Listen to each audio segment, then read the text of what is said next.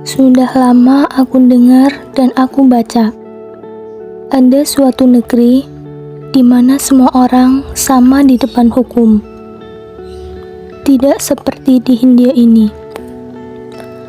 Kata dongeng itu juga, negeri itu memasyurkan, menjunjung dan memuliakan kebebasan, persamaan, dan persaudaraan. Aku ingin melihat negeri dongengan itu dalam kenyataan. Pramudia Anantatur.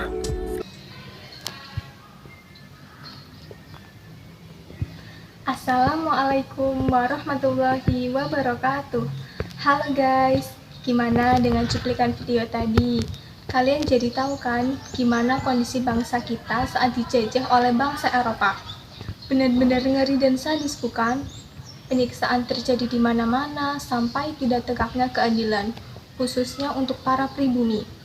Lalu gimana dengan backsoundnya tadi? Maksudnya apa sih? Kalian pasti penasaran kan? Nah, jadi backsoundnya tadi adalah kutipan yang terdapat dalam novel Jejak Langkah karya Pramudia Anantatur. Novel Jejak Langkah merupakan novel ketiga dari tetralogi Buru yang diterbitkan pada tahun 1985 oleh Lentara di Bantara. Novel ini memiliki tebal 724 halaman dan bergenre fiksi roman. Setelah cerita sosok Minke di Bumi Manusia dan Anak Semua Bangsa, kali ini saya akan menceritakan sosok Minke dalam novel Jejak Langkah karya Pramudia Anantatur. Namun sebelumnya, perkenalkan dulu, nama saya Pinka Mei Salvia dari kelas 12 MIPA 1, absen 26.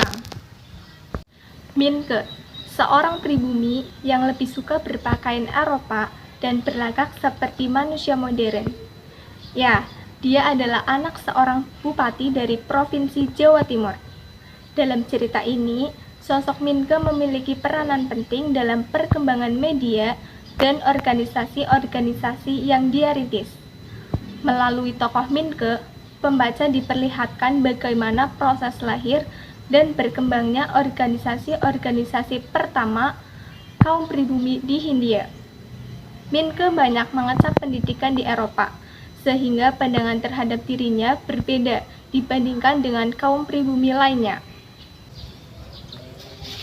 Minke memasuki sekolah Stovia atau sekolah dokter Jawa, namun pendidikannya berjalan tidak sesuai dengan apa yang diharapkannya. Sekolahnya memiliki peraturan yang sangat ketat sehingga mengekang kebebasan dirinya. Pada suatu hari, Minke dititipi surat oleh seorang sahabatnya dari Tiongkok. Minke pernah menolong dirinya saat dia mendapat kesulitan saat memperjuangkan nasionalisme di Cina. Melalui surat itu terjadilah perkenalan antara Minke dan Aung San Mei. Aung San Mei adalah seorang gadis dari Tiongkok yang mengabdikan dirinya untuk memperjuangkan nasionalisme di Cina. Singkat cerita, Minke dan Aung San Mei memiliki hubungan yang cukup dekat. Dengan Minke yang masih berstatus sebagai pelajar Stovia, dia melamar Aung San Mei lalu menikahinya. Meskipun telah menjadi istri Minke, Aung San Mei tetap aktif berjuang untuk memperjuangkan nasionalisme bangsanya, yaitu Tiongkok. Mei sering keluar tanpa sepengetahuan dari Minke, hingga suatu saat dia jatuh sakit dan akhirnya meninggal. Pasca kematian Aung San Mei, Minke juga harus mendapat kenyataan pahit, yaitu harus dikeluarkan dari Stovia karena ketidakdisiplinannya dalam studi. Dia juga harus mengembalikan uang beasiswa, tunjangan hidup, hingga dendanya dalam jumlah besar. Beruntung, berkat mama yaitu Nyai Ontosoroh, tuntutan keuangan dapat teratasi. Gagal jadi dokter, 1000 peluang makin terbuka. Demikianlah jalan pikiran Minke. Dia kemudian menyewa sebuah rumah besar bersebelahan dengan Stovia dan dia mengisinya dengan perabot serba mentereng dari suatu lelang umum. Dia juga memasang lukisan foto yaitu foto Annelies Melema, istrinya di Bumi Manusia, dan Aung San Mei, istrinya di Jejak Langkah, yang keduanya telah meninggal. Pasca pernikahannya dengan Aung San Mei yang telah berlalu, jalan pikiran Minke menjadi lebih tajam dan kritis.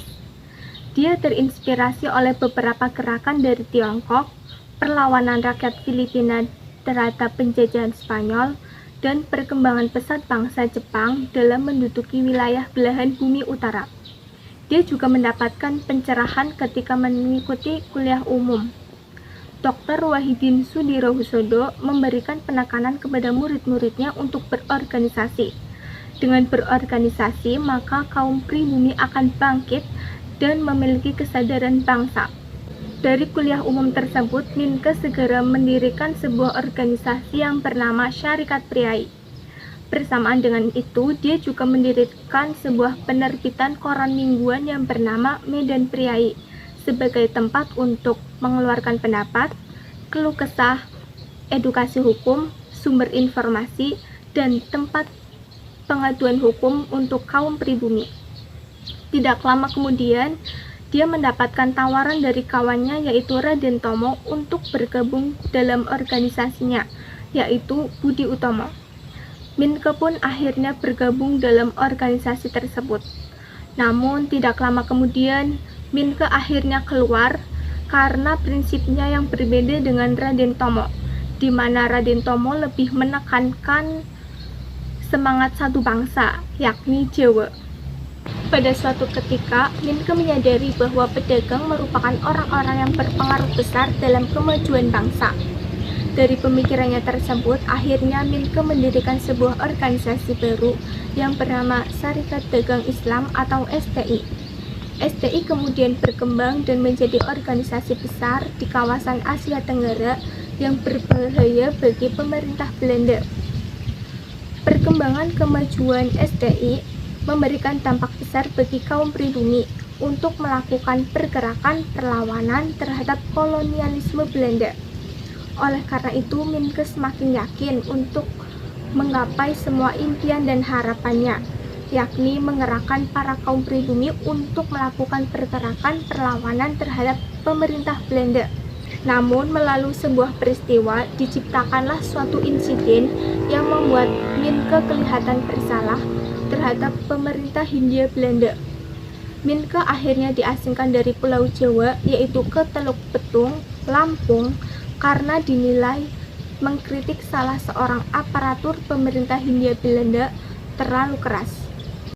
Itulah cerita singkat dari tokoh Minke dalam novel Jejak Langkah. Jadi dapat disimpulkan bahwa novel Jejak Langkah berisi tentang peristiwa berdirinya organisasi-organisasi pertama di Hindia. Selanjutnya, saya akan menjabarkan unsur-unsur intrinsik yang ada dalam novel Jejak Langkah. Yang pertama ada tema. Tema dari novel Jejak Langkah adalah menyuburkan pergerakan nasionalisme. Yang kedua ada tokoh dan perwatakan. Tokoh-tokoh dalam novel Jejak Langkah diantaranya ada Minke yang memiliki sifat pemberani, cerdas, namun kurang disiplin. Kemudian ada Aung San Mei yang memiliki sifat penurut, baik, setia, terbuka, dan aktif. Kemudian ada Bunda Minke yang memiliki sifat penyayang dan lemah lembut. Kemudian ada Ayah Minke yang memiliki sifat keras dan memiliki adat Jawa yang kental. Kemudian ada Parto Tenojo yang memiliki sifat baik hati namun penakut. Kemudian ada Wardi dan Sandiman yang setia, Marto yang pekerja keras, baik dan penurut, Jenderal Van Houts yang ramah dan baik terhadap Minke, dan Robert Surhoff yang jahat. Yang ketiga ada latar. Latar tempat yaitu di Betawi, latar waktu pada abad ke-20, latar sosial yaitu lingkungan pejabat Belanda, lingkungan masyarakat sederhana, dan lingkungan organisator. Yang keempat ada alur. Alur dalam novel Jejak Langkah yaitu adalah alur maju. Yang kelima ada amanat. Amanat di dalam novel Jejak Langkah yaitu suburkanlah pergerakan nasionalisme. Dalam novel ini juga mengamanatkan bagaimana pentingnya untuk berorganisasi, bersekolah, dan menulis untuk kaum pribumi, untuk menambah wawasan dan pengetahuan sekaligus untuk menguatkan jiwa-jiwa nasionalisme demi melawan penjajah Belanda. Itulah unsur-unsur intrinsik yang ada di dalam novel Jejak Langkah. Novel ini menarik untuk dibaca karena memiliki beberapa kelebihan, seperti mengenalkan sejarah beserta suasana yang dapat dirasakan oleh pembacanya, mengenalkan sejarah yang tidak dibahas dalam pelajaran, serta penggunaan bahasa asing yang terdapat di dalam novel selalu dilengkapi dengan penjelasan. Namun, di balik kelebihan-kelebihan tersebut terdapat pula kekurangan, seperti latar dan alur yang diceritakan terlalu panjang dan lebar, dan penggunaan bahasa dalam novel tersebut masih bersifat lama atau kuno, sehingga perlunya pembaruan bahasa agar pembaca dapat lebih memahami isi cerita tersebut. Demikianlah hasil resensi yang dapat saya sampaikan, kurang lebihnya mohon maaf. Sekian dan terima kasih.